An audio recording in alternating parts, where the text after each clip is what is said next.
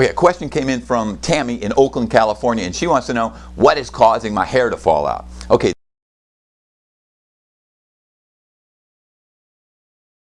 this is relatively common in women, especially as you get into your premenopause and menopause years. But Tammy, listen, I think that this is a wake-up call, and it's something that you really got to pay attention to. All right, there's this equation, and the equation is the total burden of stress that you are under and the resources that you as a human being, the mental, emotional, and physical resources that you have in order to handle it. Now, if the burden of that total stress is more than your resources to handle it, then what's happened is the spillover is all the diseases and conditions that we know that we put labels on, and that so many of us Americans and people around the world are experiencing right now. Hair loss is one of those red flags that happens a little bit more early on. Okay, so hair follicles, they have basically two main phases. One is what they call the growth phase, and one is called the resting phase. Now, there are three things that I'd like to tell you about that can cause your hair follicles to get stuck in what is known as the resting phase, and when they get stuck there, no growth, they end up dying and basically falling out.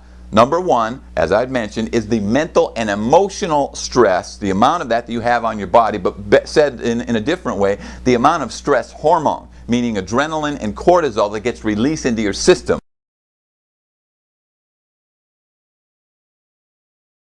When it's excessive and too much, hair follicles don't like that. The second thing is the thyroid hormone and what we call androgen hormone in your body.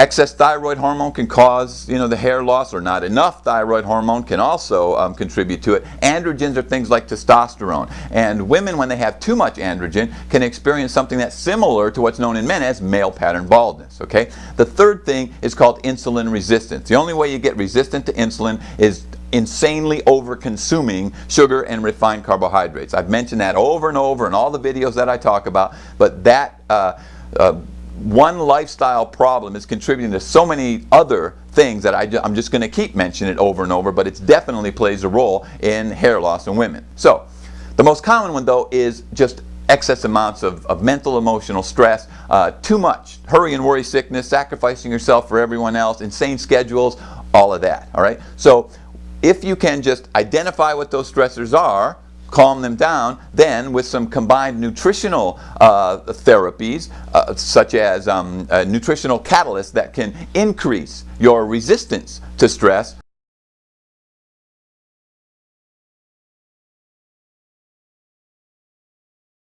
that type of hair loss that you're talking about, it resolves itself in the majority of women pretty fast. If it's more severe and it's unresponsive, then this is what I suggest. You got to get your thyroid hormones checked, you got to get the levels of androgens in your body checked, and you have to get checked for insulin resistance. Any qualified physician knows how to do that, but the main thing with the insulin resistant is you got to stop the insane amounts of refined sugars and refined carbohydrates. That alone will lower dramatically your stress levels, and the combination of lowering stress and lowering the carbohydrate intake, that's going to be your ticket.